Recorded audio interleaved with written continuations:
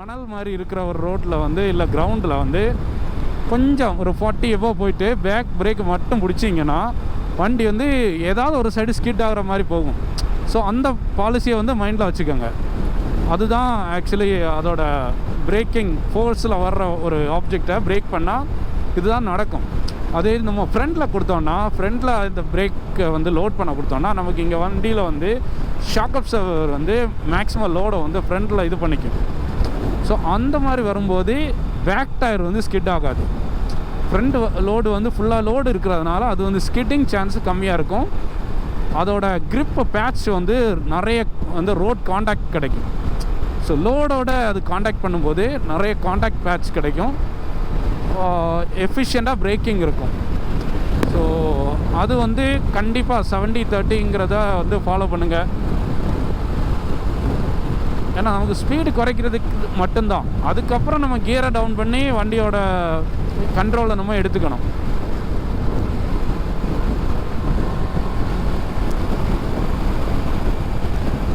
அதே மாதிரி எங்கேயாச்சும் கொஞ்சம் ஃப்ரீ ரோடு கிடச்சிச்சின்னா நான் இன்னொரு டெக்னிக் கூட காமிச்சு தரேன். இது வந்து லாஸ்ட் ரிசோர்ட்டுன்னு சொல்லுவாங்க. நான் இப்போ சொல்ல போகிற காமிச்சிக்க போகிற டெக்னிக் வந்து லாஸ்ட்டு கடைசி கட்டத்தில் நமக்கு திடீர்னு வண்டியை வந்து லெஃப்ட்டோ ரைட்டோ எடுத்து போகணுன்னா இந்த இதை யூஸ் பண்ணலாம். மற்றபடி எனக்கு தெரிஞ்ச வரைக்கும் இந்த ஸ்டியரிங் எல்லாம் வந்து முன்னாடி இல்லை, ஒரு 100cc பைக் வரைக்கும் நம்ம லெஃப்ட்டு திருப்புற மாதிரி அப்படியெல்லாம் திருப்பி போய்க்கலாம். ஏன்னா அந்தளவுக்கு தான் ஸ்பீடில் போவோம். நம்ம போகிற ஸ்பீடு ஜாஸ்தியாக, பவர் ஜாஸ்தியாக வண்டியை வந்து அந்த மாதிரி நம்ம நினைக்கிற மாதிரி ஸ்டியரிங்கை வந்து திருப்பி போக முடியாது. மேக்ஸிமம் வந்து இந்த ஜிக்ஸாக் போடுற பசங்க எல்லாம் வந்து பேலன்சிங்கில் அப்படி ஜிக்ஸாக் போடுவாங்க. அதுக்கு மேலே இன்னொரு டெக்னிக் என்னென்னா, இப்போ போயிட்டுருக்கோமா, கொஞ்சம் ஃப்ரீயான ரோடு வரட்டும், அதுக்கப்புறம் காமிக்கிறேன். ஏன்னா பேக்லேயும் வண்டியெல்லாம் ஃபாஸ்ட்டாக வந்துட்டுருப்பாங்க. நான் காமிக்க போய் ஏதாவது தவறுதலாக போயிடுச்சுன்னா பேக்கில் வரவன் பிரேக் அடித்து நிறுத்த மாட்டான், ஏற்றி போயிட்டே இருப்பான். ஸோ அந்த இதை வந்து சேஃப்டியை வந்து மைண்டில் வச்சு எது வேணாலும் காமிக்கலாம். ஸோ என்ன சொல்லிகிட்டு இருந்தேன்னா, ஆமாம், இதை வந்து கடைசியாக இப்போ திடீர்னு ஒருத்தர் இங்கே வர்றாரு, ஓகே, இப்போ ஃபார் எக்ஸாம்பிள் இப்போ வந்து வண்டி கொஞ்சம் கம்மியாக இருக்குது, திடீர்னு ஒருத்தர் வந்து ஒரு பைக்கிலேருந்து திடீர்னு லெஃப்ட்லேருந்து ரைட்டுக்கு டேர்ன் பண்ணார்னா என்ன பண்ணி எஸ்கேப் பண்ணலாங்கிறது தான் இந்த மெத்தடு. எதுவுமே நம்ம பண்ண வேண்டியோம், வந்துட்டுருக்க அதுலேயே வந்து இப்படி கொடுத்தா போதும். ப்ரெஷர் வந்து இந்த ரைட் ஹேண்டில் வந்து ப்ரெஷர் கொடுத்தா போதும், வண்டி இந்த சைடு போயிடும். ஸோ ஸ்பீடாக வந்துட்டு இருக்கும்போது ப்ரெஷர் கொடுத்தாச்சுன்னா ஆட்டோமேட்டிக்காக வண்டி இந்த சைடு போயிடும். பேக்லேருந்து வண்டி வந்துட்டாங்களா? ஸோ இதுதான், இதை வந்து டெமான்ஸ்ட்ரேட் பண்ணுறதுக்கு நான் எம்டி ரோட்டில் போய் டெமான்ஸ்ட்ரேட் பண்ணுறேன். இங்கே பண்ணால் நல்லா இருக்காது, ப்ராப்பராக உங்களுக்கு கிடைக்கவும் செய்யாது. அதுக்கு மேலே இன்னொரு விஷயம் என்னென்னா, பேக்லேருந்து ஃப்ரண்ட்லேருந்து வண்டி வருவாங்க. அவங்க வரும்போது நமக்கும் டிஸ்டர்பன்ஸு, அவங்களுக்கும் டிஸ்டர்பன்ஸு. ஸோ பெட்டர் இந்த டாப்பிக்கை வந்து நான் செப்பரேட்டாக ஒரு வீடியோவில் எக்ஸ்பிளைன் பண்ணி ஆல்ரெடி யாராவது போட்டிருப்பாங்க, அதை பார்த்து நான் அதே மாதிரி சொல்லி கொடுக்குறேன் உங்களுக்கு. இப்போ சிம்பிள் டெக்னிக் அதுதான்.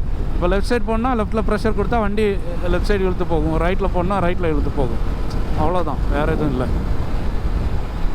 இங்கே பார்த்தீங்களா, இந்த மாதிரி வேலை வந்து ஃபுல்லாக பெயிண்டிங் ஏதாவது ஒரு மெயின்டெனன்ஸ் ஒர்க்கு போயிட்டே இருக்கும். ஸோ அவங்க கோன் வச்சுட்டாங்கன்னா நம்ம வந்து அதுக்கு தகுந்தாப்புல ஸ்லோ பண்ணி தான் போகணும்.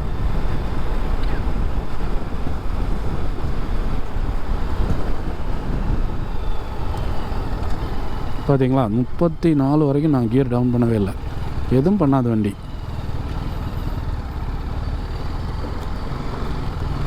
ஸோ அது ஒரு மஸ்ட்டு ட்ரை. பிரேக்கை பிடிச்சிட்டு அதுக்கப்புறம் கிளச்சை பிடிச்சி இது பண்ணுங்கள்.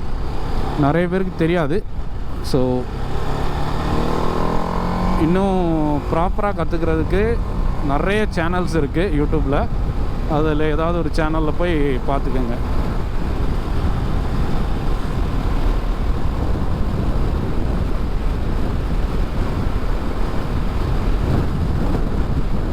அவங்க வந்து மலையாளத்துலேயும் ஒருத்தர் வந்து மலையாளம், இன்னொருத்தர் வந்து இங்கிலீஷில் சொல்லுவார்னு நினைக்கிறேன். ஆனால் 2 பேரும் மலையாளிஸ் தான். நான் முடிஞ்சால் எனக்கு அவங்களோட வீடியோஸை வந்து ரிப்பீட் பண்ணி நான் ரெக்கார்ட் பண்ணி போடுறேன். ஷார்ட்ஸாக தான் போட முடியும், ஏன்னா எல்லாமே ஷார்ட்ஸாக தான் இருக்கும். முடிஞ்சால் நான் அதை வந்து தமிழில் போடுறேன். ஏன்னா ஆல்ரெடி தி கிளச்லெஸ் ப்ரோ கிட்ட வந்து நான் கேட்டிருந்தேன் அவரோட வீடியோஸை வந்து. அப்படின்னா வீடியோஸ் அப்படி யூஸ் பண்ணலை, நான் வந்து கண்டென்ட் அவரோட சேம் கண்டென்ட்டை வந்து வீடியோ வேறு நான் எடுக்கிற வீடியோவில் வந்து அதை எக்ஸ்பிளைன் பண்ணி தமிழில் போடட்டுமான்னு கேட்டேன். அவரும் ஓகே, அதில் எதுவும் பிரச்சனை இல்லை, அவரோட கண்டென்ட் யூஸ் பண்ண வேணாம் அப்படின்னு சொன்னார். அப்போது அவர்கிட்ட பேசுனதுனால எனக்கு அது வந்து போடுறதுல எந்த பிரச்சனையும் இருக்காது. பார்ப்போம், நான் டைம் கிடைக்கும்போது அவரோட வீடியோஸை வந்து ரீக்ரியேட் பண்ணி என்னோடய யூடியூப் சேனலில் போடுறேன். அப்புறம் என்னோடய சேனலுக்கு வந்து சப்போர்ட் பண்ணுற எல்லாருக்கும் ரொம்ப நன்றி. புதுசாக பார்க்குறீங்கன்னா சப்ஸ்கிரைப் பண்ணி சப்போர்ட் பண்ணுங்கள். இன்னும் நிறைய வீடியோஸ், யூஸ்ஃபுல் டிப்ஸு, அதுக்கப்புறம் நிறைய வியூஸ் வந்து நான் காமிக்கிறேன். அப்புறம் ரொம்ப நாளாக வந்து இந்த வண்டியோட ஒரு ரிவ்யூ போடுறதுக்காக நான் வெயிட் பண்ணிகிட்ருக்கேன். மோஸ்ட்லி இந்த வருஷத்தோட 5 வருஷம் ஆயிரும் வண்டி எடுத்து, இல்லை நெக்ஸ்ட் 4 வருஷம் ஆயிரும். ஸோ அது 4 வருஷத்தோட இதை முன்னிட்டு நான் வண்டியோட ஃபுல் ரிவ்யூ ஒன்று போடுறேன். கண்டினியூஸாக பேசும்போது நாக்கெல்லாம் வந்து உதடெல்லாம் வந்து ஒட்டிக்குங்க. லெஃப்ட் சைடில் வந்து ஆர்டிஓ அந்த இது காமிப்பாங்கல்ல, டெஸ்ட் காமிக்கிற ஏரியா.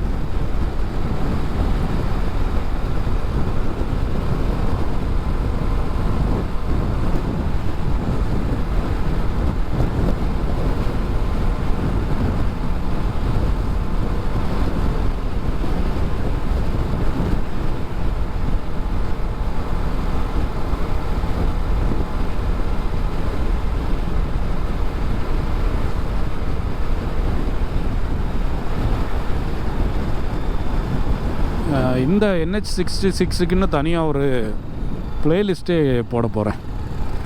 ஏன்னா இங்கே நிறைய தடவை இங்கே தான் இந்த ரோட்டில் வந்து நான் ஓடியிருக்கேன். ஸோ இதுக்கு தனியாக ஒரு ப்ளேலிஸ்ட்டை நான் போடலாம்.